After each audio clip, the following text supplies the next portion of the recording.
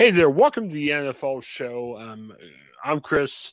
As always, have Peter Holland, our Canton Repository sports writer. Peter, you still doing okay? I'm barely hanging on, but I'm doing all right. Your voice a little bit. Peter had a good trip. See some family in the DC area over Thanksgiving. He's fighting it, so we're going to try to get to the next 20 minutes or so without both losing our voices. It'll be good. Crazy weekend of NFL action. We focus here on this show on the AFC North, and I don't think it's happened yet this year. All four teams won this weekend. Wow, what a crazy Sunday. Yeah. Do you say that's pretty much a good week for the AFC North, making it very interesting. Actually, actually, I take that back. The Jags did lose. The Jags did beat the Baltimore Ravens, did they? Oh So, yes. Oh, I so I it's forgot all about great that. for the other Yeah, teams, but man. not Baltimore. It was probably a rough day for them. Yeah, when I was watching the game, Baltimore was up comfortably, and I thought, man, Baltimore's got this in the bag. But yeah, I forgot. Trevor Lawrence did well. So my apologies. Not a good weekend for Baltimore, but well, let's focus on the Ohio team first. We'll talk about Baltimore at the end. Browns. I tell you, that game kind of caught my eye a little bit more than I thought it would. Browns kind of hang around, beat the Buccaneers. Buccaneers are a flawed team. They're definitely not the team that won the Super Bowl a couple years ago.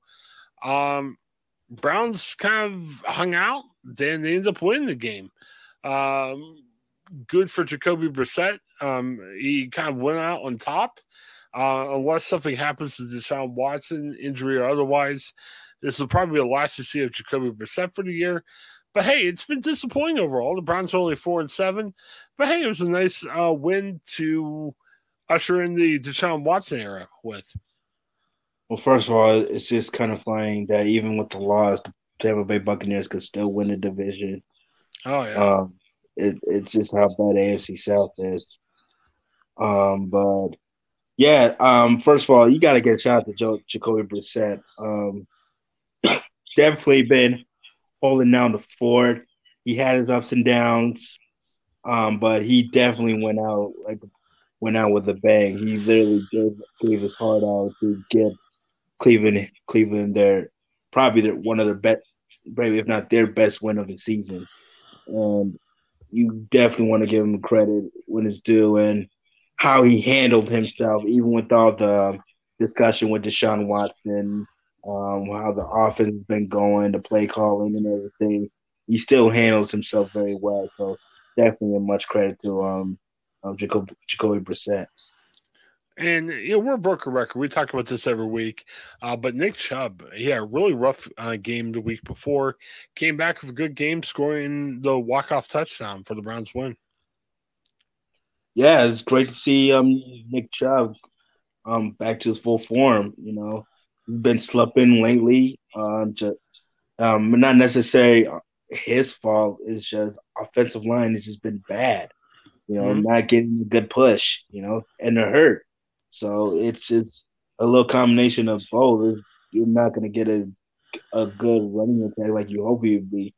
But great to see Nick Chubb have a big game as well. To see that, I know 26 carries, 116 yards, and a touchdown, game-winning touchdown. So definitely great to see Nick Chubb back in his full form. And the time's come. Deshaun Watson's back. Crazy offseason, lots of allegations. Um, he reached settlements with some of the women who accused him of wrongdoing. He's playing football again. Like it or not, they're going to Houston, his former stomping grounds. Houston's a really bad team this weekend. I don't know. A real quick prediction on my end. I think the Browns win. It may not be a rout, but I think the Browns win, and it gives Deshaun Watson a soft landing space. You know what I mean? If he's a little bit rusty, it's okay. They're playing an inferior team. I think the Browns win the game. What do you think? Well, first of all, I think Houston. You're right. They're really bad. I saw them against the Dolphins. I think we're not doing much of service to say that they're a bad team. They are horrible.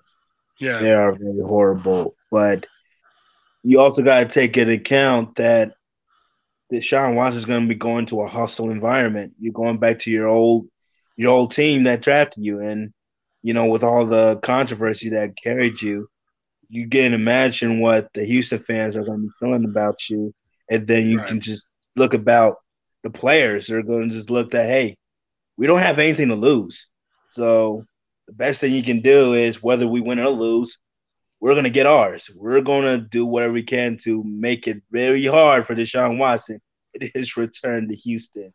So it is not going to be as cold and steady as Cleveland will walk all over them, but don't but don't be surprised if Houston are going to make it as very difficult as possible.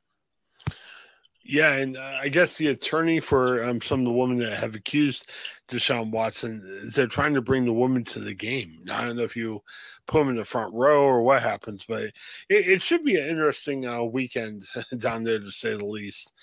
Bengals. They're supposed to be in at one of those suites. That's what their plans are. Yeah.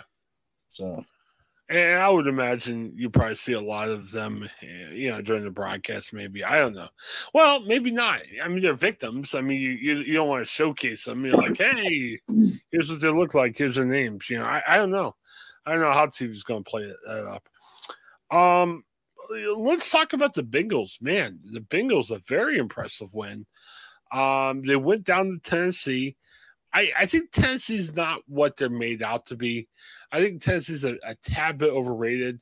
But, you didn't have Jamar Chase. You didn't have Joe Mixon. No problem. They came down and win. I thought it was a really impressive win for Cincinnati considering how shorthanded they were.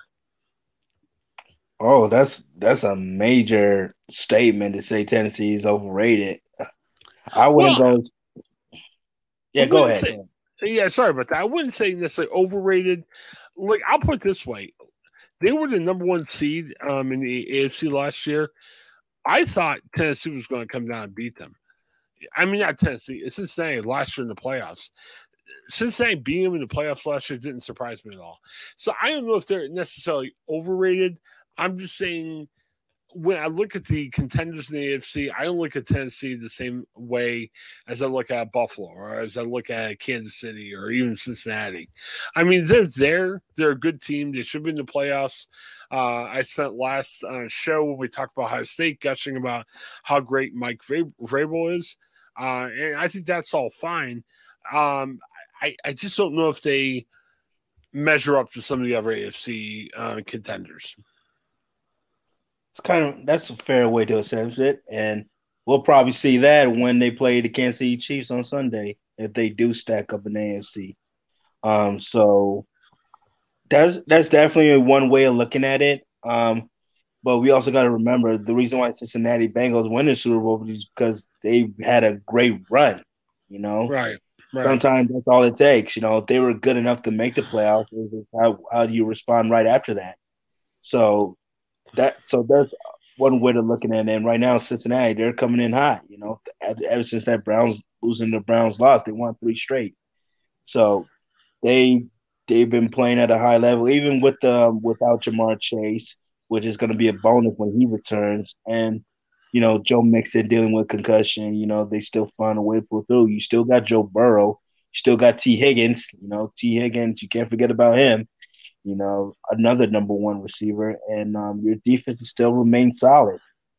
So the Cincinnati Bengals are a quality team in the North Division, and it's going to see how they stack up as they now tie with the Baltimore Ravens. So you definitely want to see if Cincinnati Bengals could get back to their full form as they were like last year when they made that Super Bowl run. Yeah, Baltimore's got a pretty easy schedule coming up. Cincinnati, they host the Chiefs. It's the CBS national televised game, 4:25 start. Bengals beat the Chiefs twice last year on the way to the Super Bowl. You think they can make it 3 times in a row this year? Against the Chiefs? Yeah. I need some time to think about that. I need time to think about that. I think it's gonna be very interesting. I Yes. need I gotta hold that off for a little bit. Yeah, I I mean, got you look at Deshaun's debut for the Browns. You look at the Chiefs, Bengals. Good day for NFL on Sunday. Looking forward to it. I'll tell you that. Um, what else? Yeah, and again, sorry I messed up my our headlines wrong. We'll fix that once we pub this. But Ravens, they were up big on Jacksonville. Some of their losses have been losses where they blew leads at the end, and man, they blew it. Trevor Lawrence had a touchdown winning drive. They got the 2-point conversion. Jacksonville wins 28-27. Is it a bump in the road for Baltimore, or is this something more concerning? excuse me.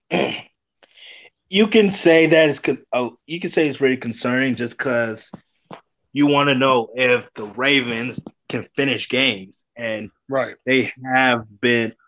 You saw that throughout the season. That's been their issues and how they let games slip away from them, especially playing under the level against teams like the Jacksonville Jaguars. You kind of just let you win like that. You know, that's just some things you just cannot have or you just cannot afford. You know, fortunately for them, their schedule is not all that difficult. They're winnable, so they somewhat control their own destiny. So they got the Denver Broncos next, and the Broncos are bad. They got the Steelers, they got the Browns, they got the Falcons, and they got the Steelers. So they still remain intact to control their destiny. Right. But you still question as far as can they finish games? Do you trust Lamar Jackson? And with the situation with their offensive coordinator Matt Greg Roman, who will be questioned for some of his playing calling duties. Can they still? We still don't know if this Ravens can put it all together. So that's probably my question is for the Ravens. Yeah, you're right. Cincinnati has been playing pretty well. But that said, Cincinnati has been struggling too. So, yeah, it'll be really interesting to see what ends up happening there. And real quick before we close, my team is Steelers. They won on Monday night 24-17 over the Colts. I don't get the Colts, man. Going into the year, I really thought the Colts were going to be a playoff team. I thought Matt Ryan was good enough to be productive for the Colts. Matt Ryan's at the end of his time in the NFL, to be polite. Ryan looked kind of rough at various spots of the Steelers game, but give the Steelers credit. I mean, I don't think they're a playoff team by any means, but they hung around and they won a tough game. So, good for them. I thought Kenny Pickett is looking a little bit better. Steelers are far from a finished product, but they're 1-2 out of 3. So, I mean, I think they're playing better than they have in the past. I like to see them try to win a few more games at least before the end of the year, but it was encouraging. Again, I'm not ready to go out and buy my Steelers Super Bowl tickets, but I thought they played okay. That's guess that's one way to look at it, especially that you're playing as a Indianapolis Colts team that is just fired a head coach, and they're playing with Jeff Saturday as a head coach, and they had their fair chance of injuries, and Matt Ryan, I think he leads the NFL in fumbles and turnovers or something like that. I think that was the stat. So it's definitely a positive look for Pittsburgh. Nothing to shy away about because Indy is a down year for them, but at least there shows some kind of progression with Kenny Pickett and George Pickens, and the young offense. So I guess that is a little bit of a step in the right direction for Pittsburgh. Yeah, it's a step in the right direction. Maybe more of a baby step. I wouldn't call it a a big giant leap or anything. But the Steelers have lost games like that early in the year, so they're trying to put some wins together, and we'll see what happens. I'm not obviously I'm not upset since they won the game. I'm not doing flips either because I don't think it was super impressive either. So All right. Hey, real quick at the end before we close up shop, support local journalists. I'll tell you, it's been a rough week for communications jobs. If you're lots of layoffs, Gannett is projected to have some layoffs before the end of the week. Hey, support your local journalists. Buy the local paper, subscribe online. Peter, what's your next big thing you're working on that people can read in the near future? It's state championship week up here, so Oh yeah, there you're you going go. to see me covering state championship all weekend. So that's pretty much going to be the plan. Fantastic. And a couple real quick promos. Craig and I are going to talk some Seinfeld, I believe, coming up. Also going to talk about some pop culture news of the week. And then Joe and Paul join me later on. We're going to talk about the Steelers' win over the Colts, break it down a little bit more. We're having a separate segment on Kenny Pickett. What do we think about Kenny Pickett? Is he progressing? Is he not?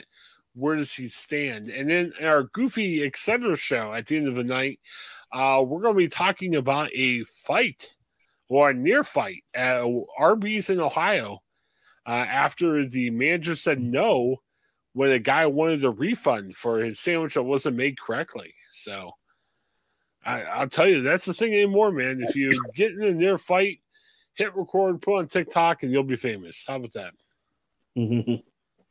That's funny. Oh, well. So, all right. Well, hey, Pierre, always great to talk about football. We'll come back next week. We'll figure out if the AFC North is still doing well or if they took a step back. For Pierre, this is Chris. Thanks for checking us out. Have a great night.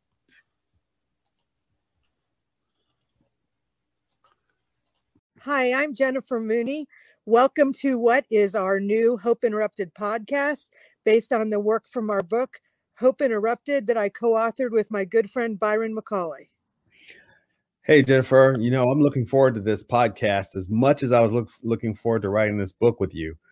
We hope to interview some high-impact folks as well as have a little fun. We're going to cover stories of hope.